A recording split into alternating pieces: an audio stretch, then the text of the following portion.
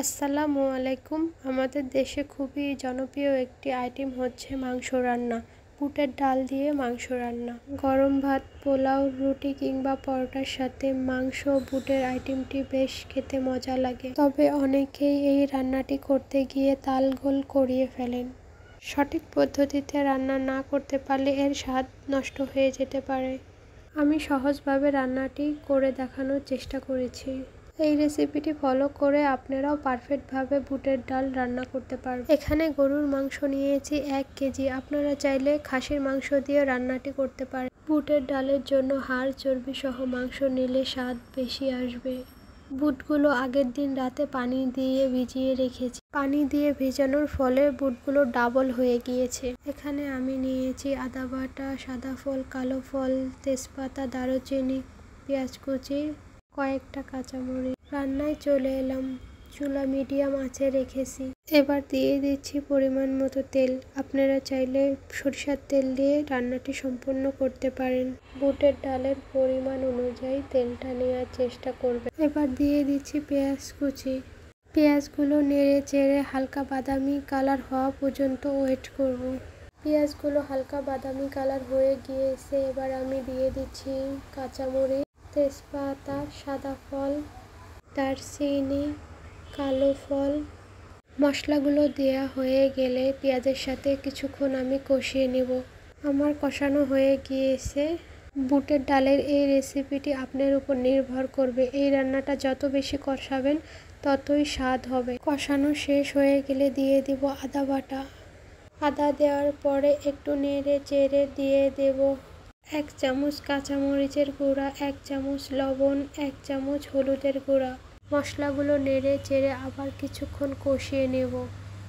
এবার কষানো শেষ হয়ে গেলে অ্যাড করে দিব অল্প পরিমাণ পানি, যাতে মশলাগুলো পুড়ে না যায়। কতটুকু পানি দিলাম দেখে বুঝতে পারতেছেন, খুবই সামান্য। নেড়ে চেড়ে মশলাগুলো একটু কষিয়ে নিচ্ছি। প্রায় 2 মিনিট ধরে মশলাগুলো কষিয়ে নিলাম। এখন গরুর মাংস দিয়ে দেব।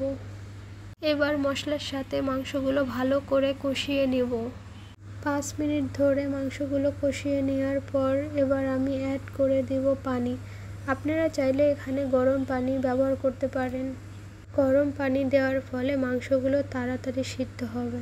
পানি শুকিয়ে যাওয়া পর্যন্ত ঢাকনা দিয়ে ঢেকে দেব। পানি শুকিয়ে এবার তেল বের হয়ে গেছে। এবার অ্যাড করে দেব বুটের ডাল। এখানে আমি বুটের ডালগুলো আগে থেকে পরিষ্কার করে নিয়েছি। এখানে আমি ডাল নিয়েছি 250 গ্রাম।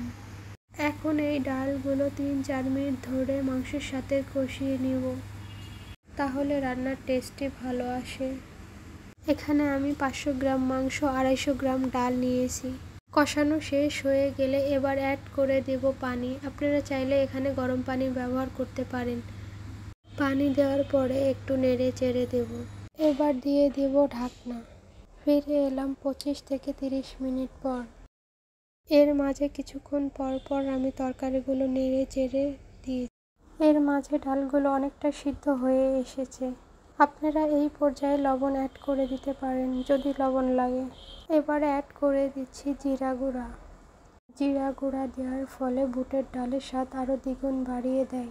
সবশেষে জিরা গুঁড়া দেওয়ার চেষ্টা করবেন, এতে সুন্দর একটা ফ্লেভার বের হয়। আমার রান্নাটা প্রায় শেষ। এর থেকে বেশি ঝোল কমাবো না, কারণ ডালের তরকারি চুলা থেকে নামিয়ে নেওয়ার পর ঝোল টেনে নেয়। আমার রান্নাটি শেষ। চুলাটা অফ করে এবার পরিবেশনের পালা। দেখেই বুঝতে পারতেছেন কতটা মজা হয়েছে। বাসায় এই রেসিপিটি রান্না করবেন আর আমাকে কমেন্ট বক্সে জানাবেন।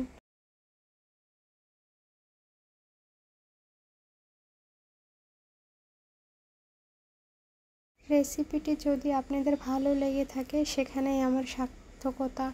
ভালো থাকবেন, সুস্থ থাকবেন, আমার জন্য দোয়া করবেন। আল্লাহ হাফেজ।